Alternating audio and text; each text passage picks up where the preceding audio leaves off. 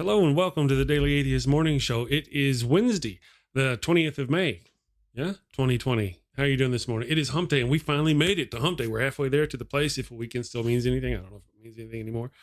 I have got Marie Delafont and Cindy Plaza joining me this morning. Good morning, Marie and Cindy. How are you doing? Hey, and hi, Cindy. Hi, Maria. I'm doing great. Doing great. Yeah. Well, thank you for joining me this morning. Real quick. Thank you for inviting me. You're welcome. I want to get we want to talk to Cindy and ask her some questions. I want to say hi to everybody in the chat. Derek Cruz, Paul Camish is here. Good morning, Paul. Brainbug is here. Willie Ignorant. Lots of wonderful people. Trina DeLuca is here. She's a fan of yours, Miss Cindy. Was wanting to see you on the thing. And so lots of wonderful people. Thank you, everybody, for joining us. Miss Marie went without social media for a week or so. Is that right? Did I get that right? Well, I mean, mostly, right? I mean, we're all mostly. Yeah, before I went on a break, I made I prioritized what do I still need to kind of keep up on, like managing my photography business and stuff. So, but I outsourced a lot of it to people I trust to take care of it. And I don't think I can go back the same way now. It was really, really good for me. Good. That's, you know, there are other people. Miss Kristen is actually on a social media, stepping away from social media as well this week. So, wow. Yeah. I mean, we see her in, you know, she popped in and she said she'd probably pop in and say hi occasionally. But yeah, for the most part, she's off doing the thing. She's avoiding Twitter altogether. I was sending her messages like normally she's avoiding that stuff. So refreshing, huh? Yeah. Good. Well, you know, I used to have a different think about social media. Social media used to mean something to me, and now it's like my job is social media. You know what I mean? I mean, I have to Facebook here and Twitter this and Instagram this, and there's not as much joy. Yeah. You know, occasionally in the evening, I'll sit down and I'll just be trolling Facebook, just scrolling down. Ha ha ha! Look at that! You know, doing it like normal people do. But most of the time, it's like, hey, is there this going on? Is that going on? I'm trying to share it to here, and what do I do? But matter of fact, I'm going to get done with this when we're done today. I'm going to watch some training videos on how to actually use the Facebook as the studio side. See, because there's all that too. You know, it's not the same as it was. So yeah, I think I would probably do really well by stepping away for a week or so. Yeah, I've been like addicted since 2007. So yeah, okay, good advice. I may have to go on with that. Yeah, Trina DeLuca, that's wonderful. So, hi, Cindy, how are you doing? Hi. I'm doing great, besides the fact that I'm currently temporarily unemployed. But oh, really? You got laid off from the pandemic stuff? Not really laid off, but I'm a consultant. So if I have no client, my company at the moment can't pay me right now. So I'm temporarily unemployed, and probably next month I should be going back to work. Oh, that's good. Yeah. Do you have like a unemployment financial service in your country? Yeah. Yes, Belgium has a pretty good thing for that, and also my company completes with up to 70% of my normal income. That's good. So yeah, I'm not too worried. How long have you lived in Belgium? You're from France, right? Yeah, I'm French. I've been living in Belgium for 4 years now, and I love it. A Belgian person asked me yesterday if I wanted to go back to France. I said no, no way. No, I like Belgian people. They're very sweet. They're calm. They're not judgmental like many French people are. So yeah. I don't know much about the French people. I didn't know that was like a stereotype that they're like judgmental, but then like there's a stereotype of Belgian people that they're super chill. Like I don't know anything about Europe. Yeah, no, judgmental is maybe a little bit too hard, but French people tend to be pretty conservative, but it's not linked to religion like it is in the US. Sure. We tend to have a lot of trouble to change things.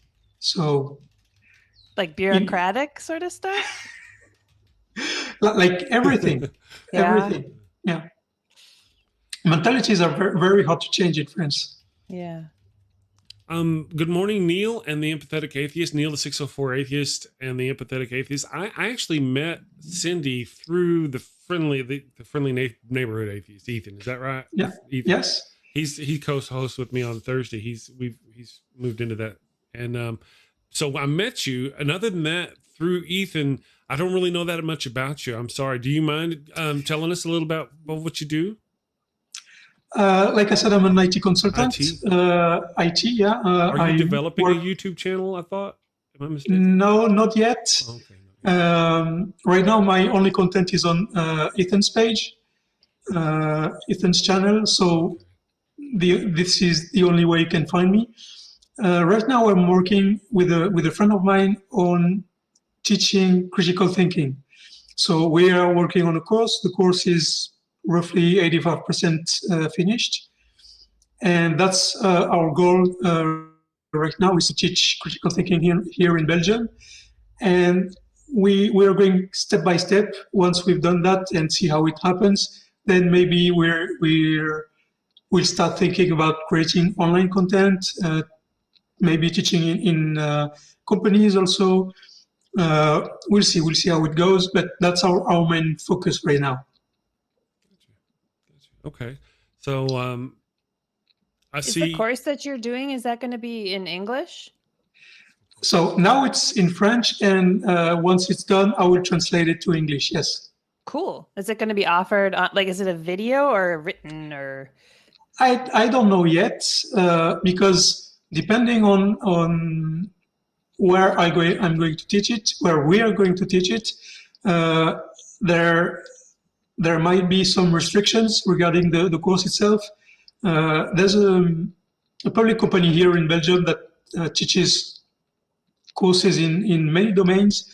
It's free because it's paid for by a percent of the company taxes. And my initial purpose and our purpose now is to teach it with this company, but they have pretty restrictive rules regarding the courses. If we teach with them, we can't even give a digital version of the course to the students.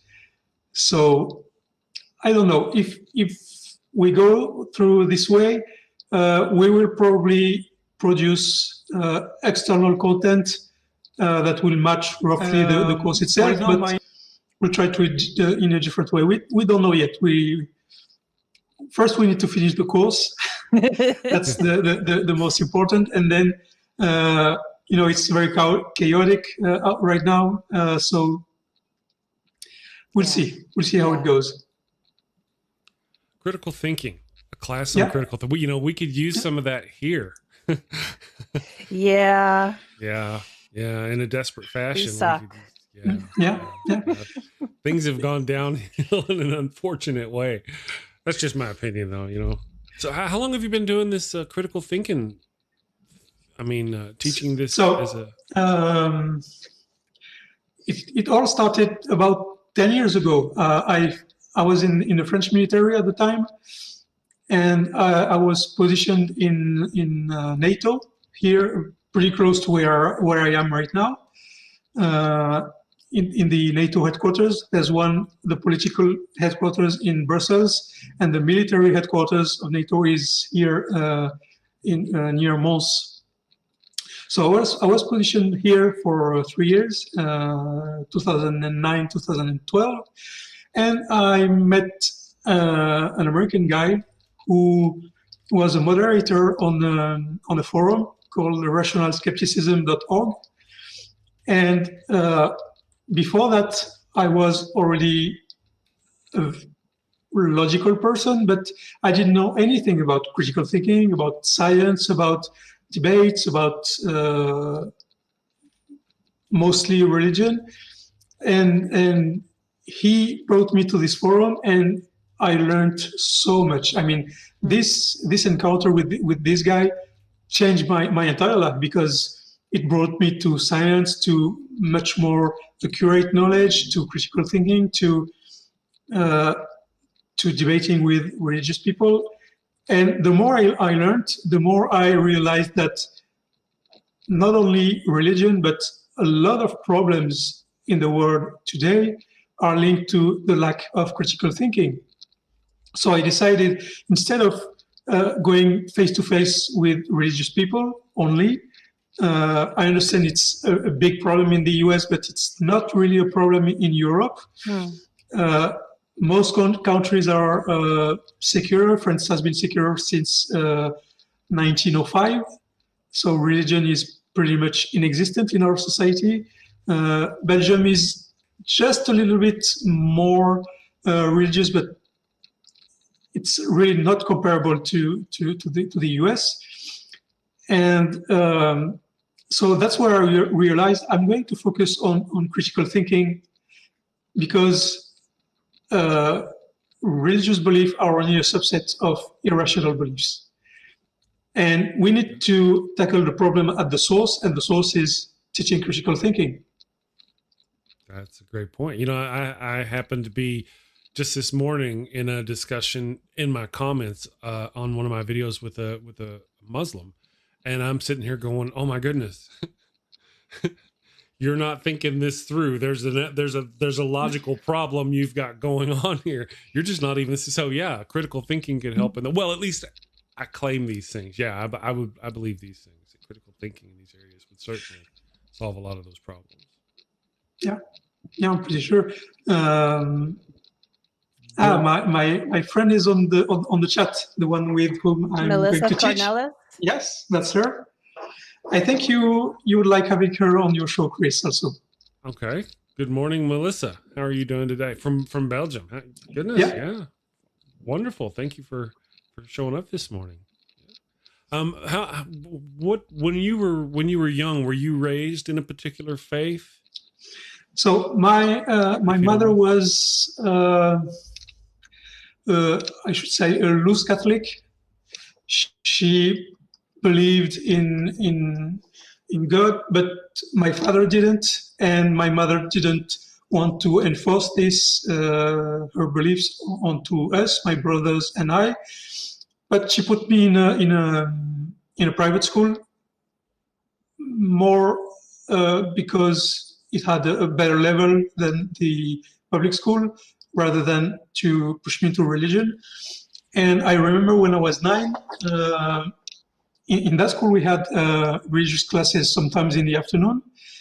And one day we had history class about dinosaurs in the morning, and in the afternoon, Genesis, which is not a really good idea in the first place. But so at some point, I just raised my hand and said, "Well, this morning you told us that there were dinosaurs millions years ago, and now you're telling us that Adam and Eve are the first people, and then I don't get it." So she said, the teacher said, "Do you believe in God?" I said, "Yes." Then that's it. So that was the trigger moment for me to realize that,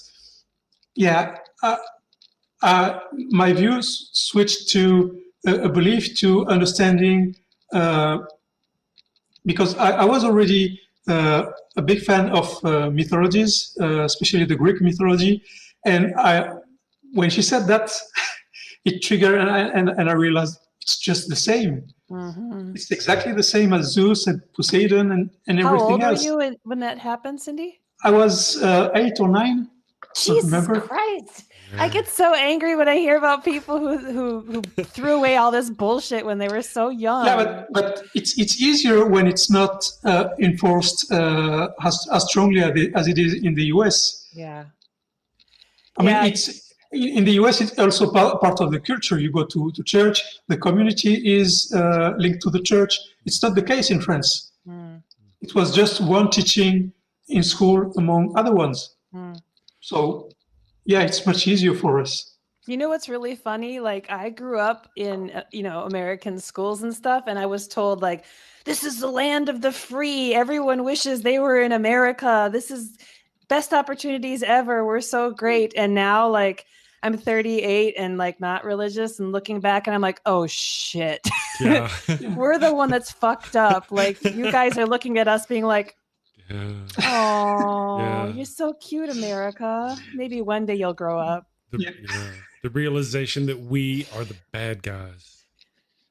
And then, I mean, it's bad. Yeah, that's something that, well, I shouldn't say puzzles me because I understand why, but American people has been brainwashed for, I would say, 60 years into believing that you're the land of the free, the light of the world. And when you look at the numbers, the US is the main source of instability in the world because I think between 45 and 2000, the US meddled in 85 or 86 state changes all over the world. And despite that, people know it. American people know it that you meddle in the Middle East, in South America, in Russia, in Central Europe, everywhere, and yet you keep thinking that no, that frustrates me a lot. Yeah. Well, and we have such a history of it. And then when somebody does it back to us, we're pissed. Yeah. We are, of course. Yeah, and you don't understand why it happens to you. But we suck. We do. And how do we fix that? I don't know how we fix it. As the individuals. Man in the mirror. Oh yeah. Yeah, a lot. Yeah, true enough.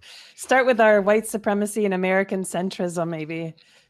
Yeah. American supremacy. No, I mean, the first step is realizing that you're not the center of the world, and it's hard because I was raised in this culture in this educational system. So in the back of my head, I'm like, we are the best, and like everyone wishes they were in America, and it's hard to realize day by day that other countries are doing bigger and better things on the regular than us all the time. And if they had a free ticket to America, they'd be like, pass. Right.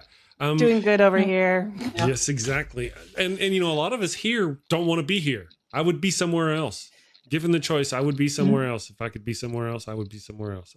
Not that we want to go all into that, but we can't all leave. Yeah. People talked about that all the time. Like if Trump gets reelected and people are like, yeah, I'm going to move to Canada now. I'm like, fuck you. Come back, stay here and vote.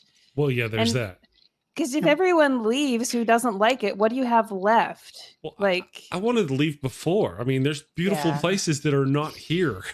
And that just made it worse. Yeah. But real quick, your friendly neighborhood atheist, Ethan, wants to say, why are all atheists cat people? That is untrue. I am not a cat person. She is a cat person. I'm a dog person. So I'm a cat person also. And I'm very worried today because my cat didn't come back last night. And it's the first time it happened. Oh, no. And I really don't know where he is right now. Oh, and I'm a little bit worried, but... Yeah. I'm sorry, Cindy. I'm a cat person too. Yeah. I'm so sorry. I hope he's okay. I hope so too. Yeah. Well, I do like cats. I really do. It's just their little whiskers get caught between my teeth. I love all animals. I'm an animal lover. I just don't have. I have had cats before. I used to have a brother-sister pair. His name was Tinker. Her name was Belle. That's kind of a weirdo I am. AP, easier than thinking of two names. Yeah. Just take one and chop it in half. Yep. True enough. Atheist pastor Chris in Australia has done a super chat of $2 to help us get to Australia. He says, come to Australia. I would. The deal is Australia or what's that other little place? I can't believe us. New Zealand? New Zealand. I'm so sorry, Cindy. I'm sorry. It's one of those days. I'm sorry for America. Yes, I'm sorry I know. About I know. Anyway, it's been the choice. New Zealand. I used to have a friend who lived in New Zealand. She was wonderful. New Zealand is a lovely place. Yeah. Yeah, and I hear it's a beautiful place. So, or Australia proper. That's either one would be, from my perspective, a beautiful option and choice. But, I've always wanted to go to England and spend time in England, or France and spend time in France. Italy, love to go to Italy. You know, I wouldn't necessarily leave America just to be anti-American. I would do it. I got other reasons to leave America. Yeah, because I like I said, I've been in the military for almost 20 years. Right. And while I was in NATO, I met a lot of military American people, and they have a very, very different view from the world than the rest of American people, because they've traveled a lot. They've seen Europe, they've seen Asia, and they have a very different view of your country. And I think that's a good thing. Yeah. Yeah. Traveling, I think that traveling can really open up your mind like that, but unfortunately, traveling is something that not everyone has a privilege to do. So it's hard to try to, how do we develop empathy for people for the rest of the world when not everyone has the opportunity to travel? But yeah, travel's blown my mind, which it hasn't always, because the first time I traveled was when I was a missionary. And so that didn't really open my mind at all. It just reinforced my beliefs. Yeah. I don't know. When was that? That was between 2000 and 2003 in Mexico. Catholic missionary? Evangelical. Yeah. Do you want to give her tell Cindy briefly about your little story, Miss Marie? A cute little story I wrote. Well, her story is she was in it longer than most folks that we get on the show. Most folks break free sooner than she did. So that's why I'm more fucked up and therefore funnier. I didn't say that, but I did have a sign ready. I heard it. I saw it. I was raised evangelical here in the U.S., Cindy, and I drank the Kool-Aid. I guzzled it, like I injected it in my veins. I was hardlining. Is that what this called? Hardlining? Maybe, I think so. Jesus. I was snorting Jesus, as many drug references as possible. And I even became a missionary. Mainlining, thank you. Thanks for the drug reference. And then I couldn't stop having doubts, and eventually deconverted in my early 20s. And then like the last dozen years have been a lot about like, how then do I recover from all this bullshit? Which led me to take up public platforms to talk about it. So that's more or less my story. I'd say that was one of the things I wanted to ask you, Miss Cindy, was there's a difference between, leaving your faith. And so now we've gone step one, from faith to non-faith. And then we go from non-faith to non-faith activism, when we're actively against the faith that we used to believe. What took that step for you? What helped you take that step?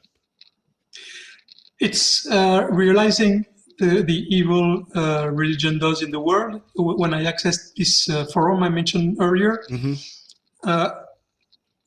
the people on this forum are mainly American, and that's how I realized how bad it was in the US. Oh, my cat is back!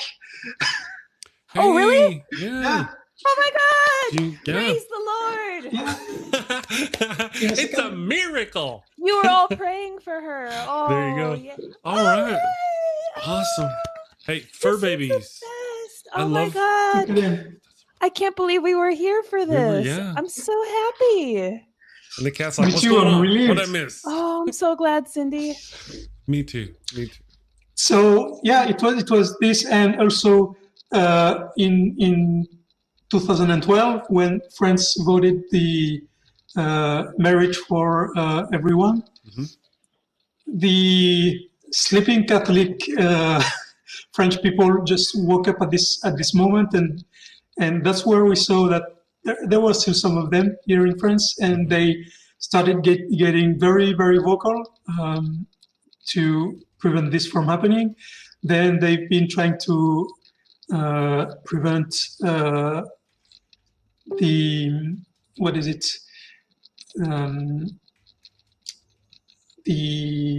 in vitro IVF for all women also that we passed last year.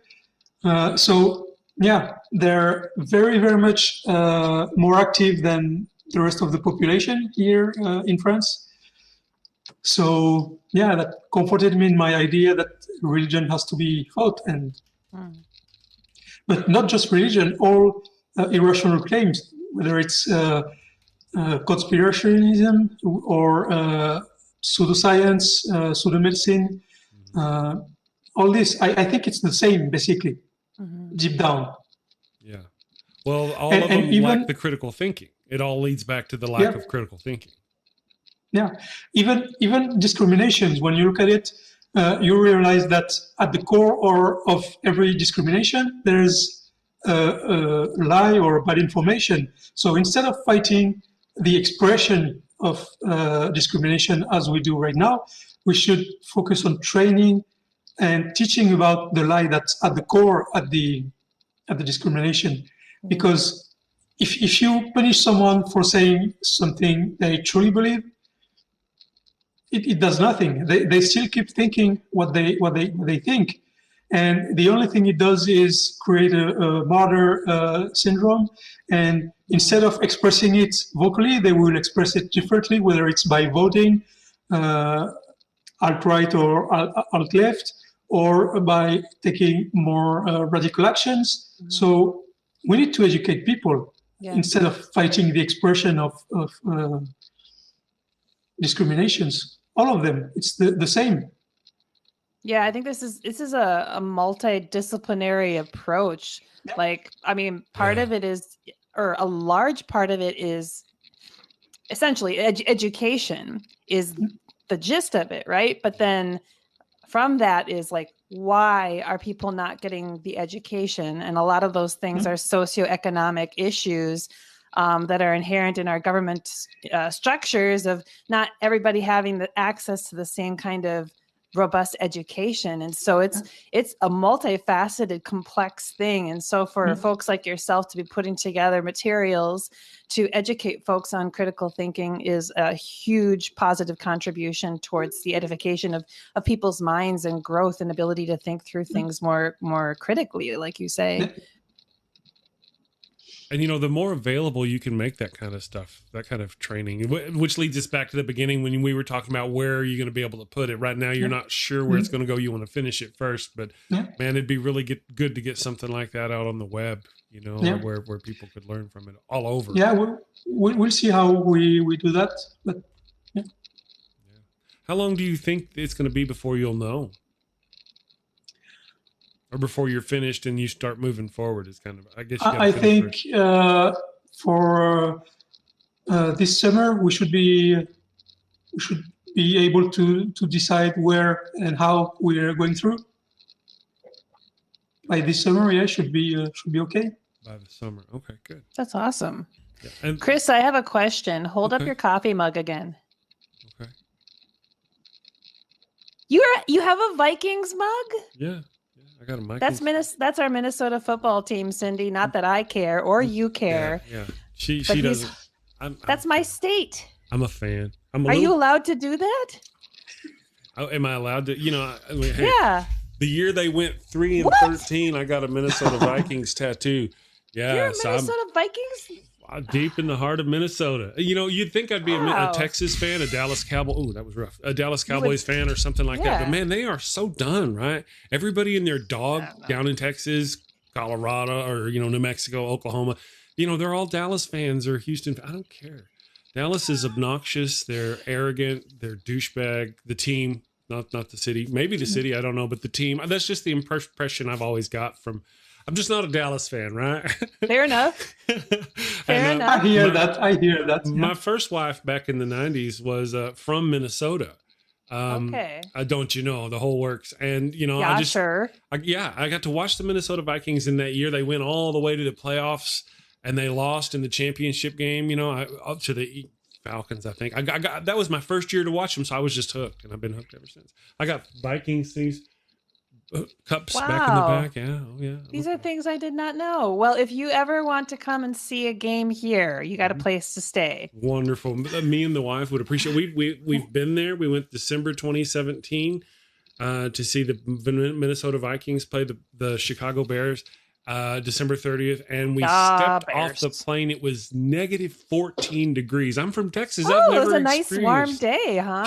Oh, it hit me to my bone. I was like, what fresh hell is this? My beard froze. My eyelashes froze. Yep. I went with my heavy coat. No, it's not enough.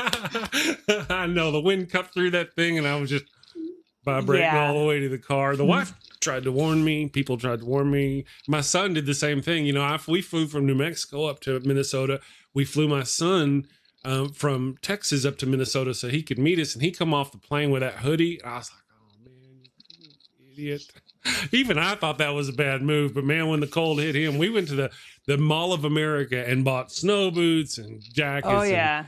It was cold. It's painful. It can be real fucking cold. Yeah. What kind of temperature is Belgium? Pretty. I don't know what what's the location it has on the basketball of the world. Right. It's just below England. Okay, so is it? Do you guys have a winter, like a pretty cold winter? Yeah. Well, this year we got. I'd say about a dozen days below zero. It was a pretty warm winter, and summer is getting hotter and hotter, I think. But yeah, we last summer we got 37, which was the best ever. But usually it's around 32, 33 in the summer.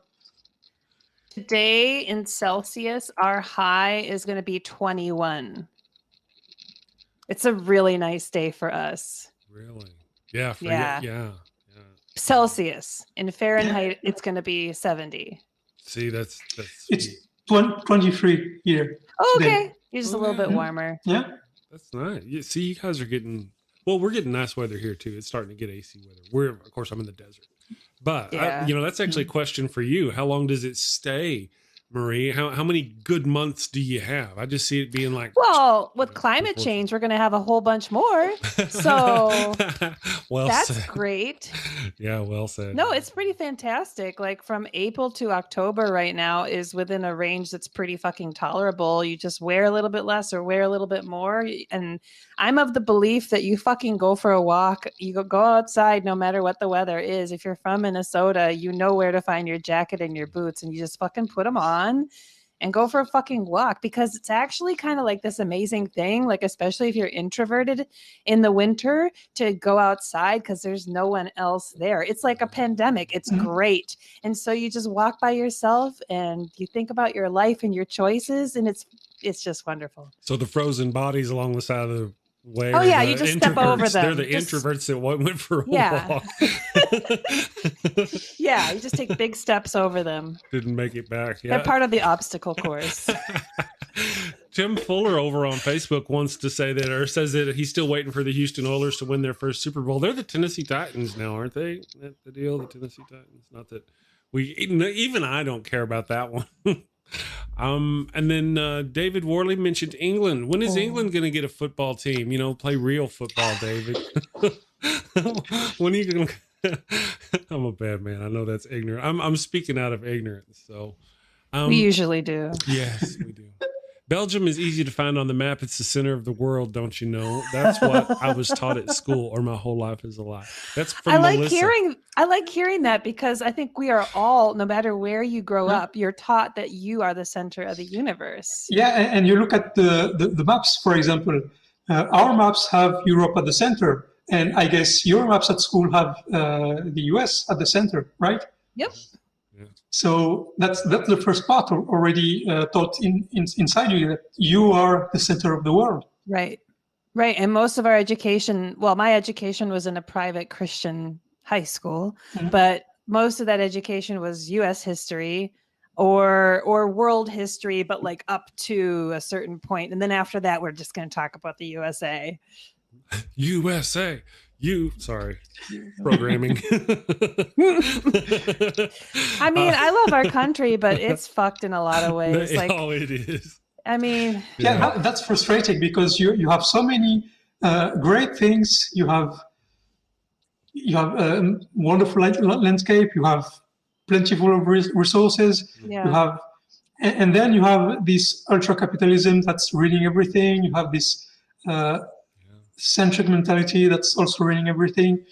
That's why it's frustrating, and I guess that's why it generates as much heat outside the US when we talk about America, is because of that frustration, that dichotomy between the good you can do and the equal amount of bad you can do.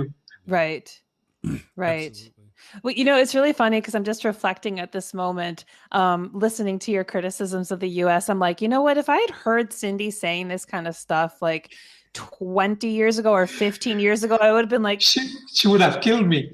No, I would have stepped away and I've been like, peace. Like, this bitch hates us. She hates our freedom. Like, Right. like I would have been personally offended, but now I'm like, no, that's some really legit criticism, and I don't feel personally offended because I'm fighting against it. I might contribute sometimes because it's in my blood, but like I'm aware of it and fighting against it. But I can still love the country and kind of hate the country, of course, yeah. You know. And I think all of our countries, to some extent, and people who reside in them feel that way, because none of our countries are perfect, and we can hate elements of it and love it and still be I don't even know what a patriot is exactly, but to be invested in your government is kind of inherent because you live within the system. So you're kind of invested just by being part of the demographic of people who live within the government. So I am invested because I live here. I'm not excited about like what it's doing, but I'm here. So got to do what I can do. But I have to imagine that that's a true scenario for most people in their respective countries. Yeah. I was wondering how it is for the Australians. Is it when we were talking about the map? Is Australia at the center of every map down there? I don't know. That'd be a weird looking map. I'm just kind of curious. I thought I'd pick on them because there's a few of the Aussies in the channel. So they're starting to fight over who's got the best football, and we clearly know that American football is obviously superior to any of those little. Obviously, the French. We have the best team. We won the World Cup, right? So right. Well, you know, have you ever noticed we yeah, you win. We know I'm confused by a thing. Like so the soccer team, one thing that I got really confused about is that I thought that if Minnesota has a sports ball team, like, you know, football, like, wouldn't all of the people on that team be from Minnesota? Therefore, it's a Minnesota team. I've always been very confused about, like, it's a Minnesota team in that there's this big pile of money that we spend to buy players from all across the country, which then how does that then represent Minnesota other than it's our money, you know? Mm-hmm. I've always been very confused about that. Now, in national football, national soccer, or national football, it's not like that. You have to have the nationality of the country. Oh, sure. Okay. Yeah. Well, yeah, there's that. But in national football, I mean, you can get people who play for the Spain national team who aren't from Spain. Is that correct? And in the World Cup, you can get players who are not from Brazil playing on the Brazilian team. Am I mistaken in that? Or do they have to be from Brazil? No, they if they are naturalized Brazilian, then they can play for Belgium, for Brazil. Sorry, they have to have the nationality one way or another. Okay, they can't be freelancers. I get that. Okay, cool. No, so, I think it's Qatar that did this in many sports, like in handball. They bought people from other countries and they built a team like this, and they gave the Qatari nationality to these people, and they say, okay, now we are building a Qatar handball team. That's how they did. You know, Iron Charioteer mentions that Americans play football with their hands. I think, yeah, that's what I said. Why do you call football a sport you play with your hands? I mean, okay, I got a little naive story, if you will. I was raised out in West Texas, a little West Texas desert kid, you know, long back in the 70s and 80s. So I knew of football, but I'd never really heard of any. I mean, I vaguely had heard of soccer, but that was it. Maybe vaguely. And even I, being a kid, wondered why we called it football. Why is it called? All right, you kick it once. There's like 2 occasions you kick the ball, but the rest of the time you're grabbing it, you're throwing it. It should be airball or handball or anything but football. And then I met soccer, and they're calling, okay, this is soccer. And then I go through life. All right, there's soccer, here's football. I never heard of the two being the same. And then here they start coming at me with soccer is football is football is soccer is football is soccer. And I'm like, what the hell, people? You don't know what football is. Football. Anyway, so yeah, they got we should call it something other than football. European football is real football. That's football. Yeah. You win. Also, it was invented way before. Was it? I didn't know. I wasn't sure when football exists since 80. We invented everything or something? in America. We invented it, and you guys copied it from us. You stole it. I'm just saying. Do I need to educate another white man today? Don't make me educate you on sports. I don't want to. No, totally. Yeah. Well, basketball was invented by, if I remember correctly, a Canadian gentleman. A Canadian. I don't know. Yeah. I don't know. So it's not American either, but it's American. America. We took it and made it. Is that your cat, Cindy? Is that your cat? Oh. He wants. So the thing is, with my cat, we go and take a stroll around the apartment where I live every day. Yeah, he walks next to me or before me and waits for me, and we do this stroll every day. And since we didn't have this today because he just came back, he's coming to me and asking me to go with him outside. Gotcha. What's his name? Can I see him again? Simba. Oh, Simba? If he comes by, pop him back up because I have to look at a different screen to see him. So. Yeah, he is. Wonderful. How many? Just the one? Just the one? Yeah, just one. For you? Marie, how many cats do you have? I've got 2. I've got Noodle and Trogdor. Noodle and Trogdor. Yeah, from Homestar Runner. I've never heard of it. No? Can you explain the Trogdor? I've never heard of it. Yeah. Oh, if you go to Homestar, I fucking hope someone in the comments knows who Homestar Runner and Trogdor are. If you grew up in the 90s, you should know because it was like the very first kind of like web cartoon. Yes, Stiddix gets it. Trogdor burninating the village. Yeah, it's a Okay, no, that was awesome. Yeah. We got that for free. You got to look it up. It's just this cartoon from the late 90s. Yes, Gary Priestley gets it. Yeah, my black cat is named Trog. Oh, and Cindy's got her cat pulled up for Cindy. you. Now I made her big on the screen, so now we can see the cat. What would you say the cat's name was again?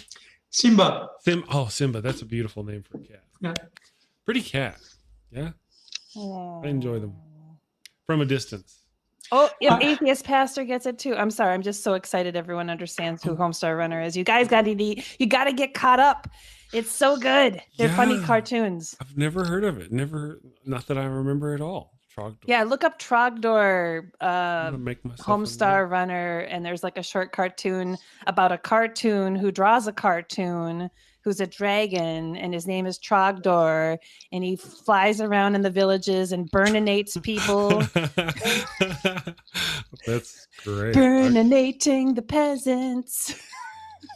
I'm writing this down. Sorry. No, that's not wonderful. Sorry. Sorry, no, not it's sorry. Okay.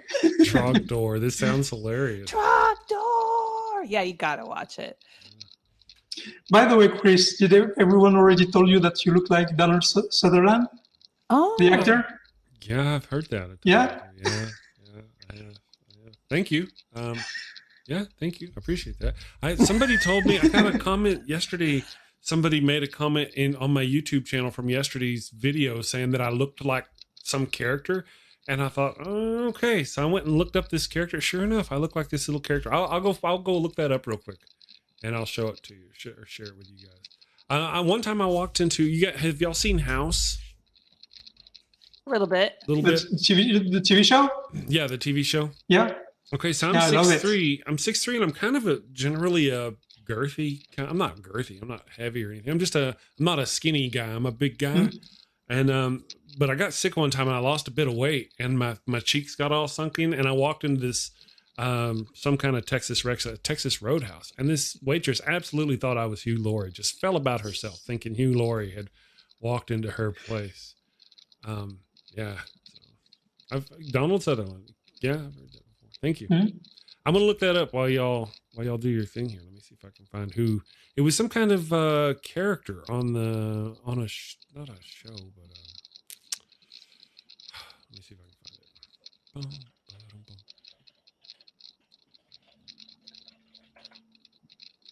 There we go. Welcome to the Daily Atheist Show. Yes. No, y'all go ahead. This is us Googling. It's Jim Pickens. Jim Pickens. In order to Google things, you just go like this on your keyboard. Yes. Let me find Jim Pickens here. Have anybody heard of Jim Pickens? No. No? Okay. I hadn't either. I don't know what it is. I'm just going to put this up on the screen because I can do that now. Oh, is that right? There we go. So now you can't see it, folks over here, but people in the chat, they'll be able to see. If you're watching the screen on the side, you should be able to see. And I'll get the... Once it gets caught up. Oh, yep, yeah. I see your browser now. So this is Jim Pickens, apparently. Some kind of character from The Sims, some person, a player. I don't know the popularity, but they're not wrong. It really kind of does look like me. I got this little comb thing where I comb my hair over, but if I did it straight back, that would... Yeah, it's kind of eerie. I wonder if you could get some money doing impersonations of that guy. How big is he? I don't know. I just not terribly big. I just heard about it. But he is a handsome devil. I'm just saying. Rather dashing, don't you think? Yeah. Well, I'm pretty sure you would get more money impersonating Donald Sutherland, or even maybe be his body double. I don't know. Yeah, there you go. You know what I'm hearing? Cindy is willing to be your rep. I'm down. I could. Well, Donald Sutherland. That could add to my options. Daily Atheist Morning Show. Donald Sutherland impersonator. Or I was even thinking about starting my own yoga pant try-on video channel. What? Yeah. It makes the coin. You ain't seen glutes till you've seen these glutes. I'm just. Yeah. So. Andy Hall. Do you guys know Andy Hall? You may have seen Andy Hall. He's my co-host on Tuesdays. He's a comedian and a writer over at Pathos. And he saw my statistics, or he had statistics as to he made 1 million viewers on his Pathos articles have read. He's got 1 million people. He asked me, how do you translate this over into YouTube? And I told him, well, yoga pant try-on haul videos. Best I got, because it ain't the atheist thing ain't getting it there. So, yes. How long have you said you were about 8 years old whenever you became an atheist? Or you 8, 9? Yeah. I just want to quickly, because we're getting near the top of the hour. Miss Marie said she's going to need to leave. I totally understand. I got to go do that voodoo that I have to do. But I wanted to ask you, when you did make that shift, this is a little question I had from earlier. Did your mom have an issue with it when you came out as an atheist? No. I'm not even sure we talked about it, to be honest, because it definitely wasn't a topic at home. Sometimes she had a friend over who was a Jehovah's Witness, and they talked about the Bible, but nothing more. And it was more like an internal search, I think, for my mom, for my mother. She didn't baptize me or my brothers. She used to say that if we wanted to do it, we could do it when we were adults. So that was great. Great thinking, I think. But yeah, I don't remember talking about it with my mother. We didn't really discuss much at the time. Communication wasn't a great skill in my family, but and even though we had talked about it, it wouldn't have been an issue. Yeah. That's good. I'm glad to hear that. There are those of us looking at you, Marie, who don't have Yeah, it's different. There are different stories and different reactions whenever people come out to their family concerning their faith. And yours sounds like it was an easy one, or very wasn't easy. that hard. Epileptic Skeptic says it was the same for her, except her mother didn't really care. It was her dad she was worried about. But in your case, your dad was an atheist. I guess so. Again, we never talked about it. And it's funny because he's from Spanish descendant, and Spanish people tend to be more religious than French people. And his father and mother were not religious at all either. My grandparents on my father's side, and he wasn't either. But again, we never talked about it because in France it's just not a topic we talk about.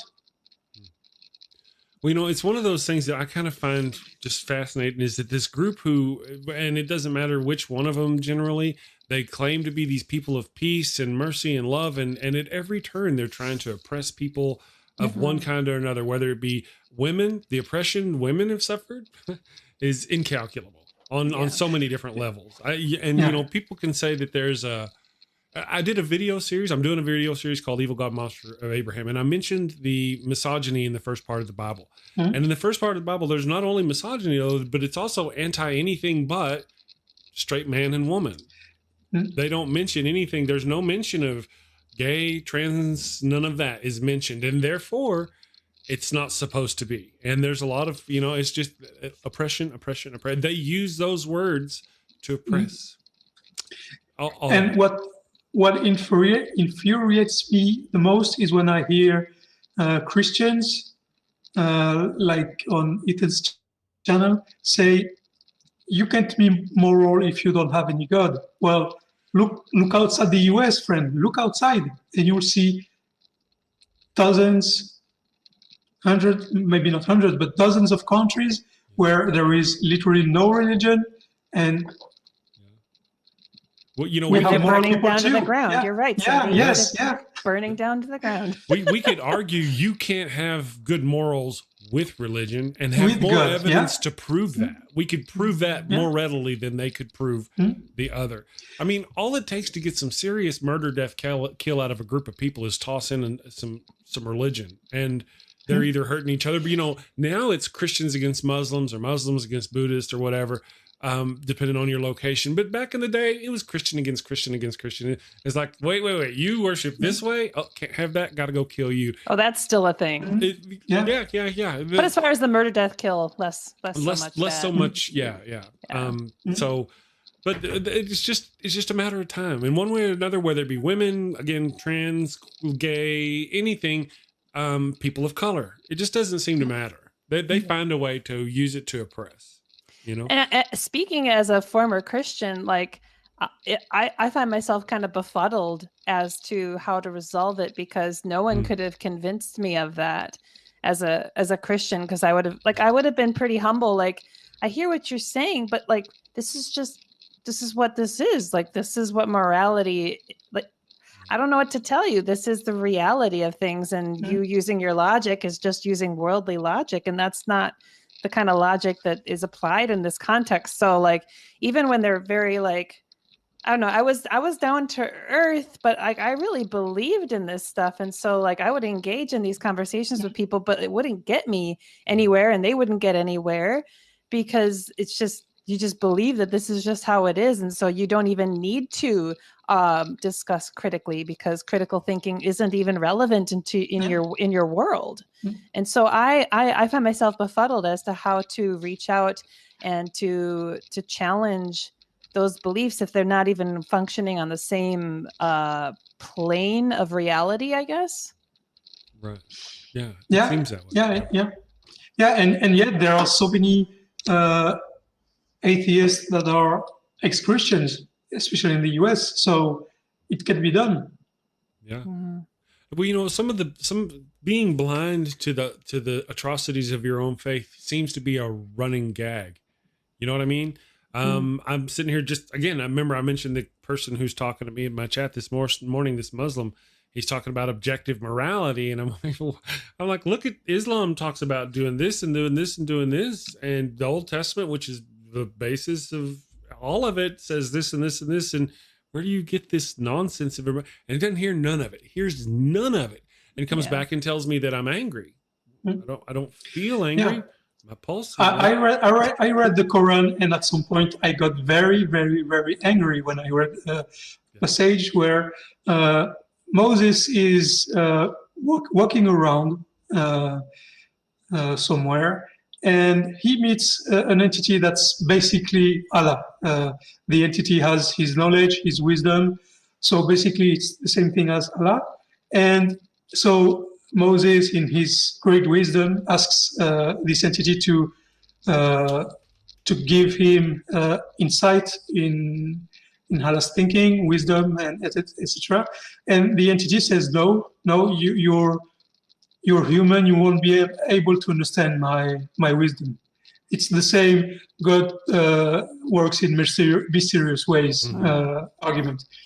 And so Moses tries and tries again, and finally the entity says, "Okay, we're going to walk around, but you cannot ask any question." Right. So Moses says, "Okay," and they start walking, and they go near a lake, and there's a fisherman on his boat, and the entity just destroys the boat. Mm-hmm. And so Moses said, "Yeah, why did you do that?" And he said, "You can ask any question. I told you."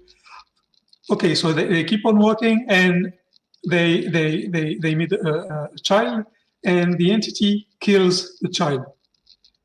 And Moses gets mad. He said, "Why did you do that?"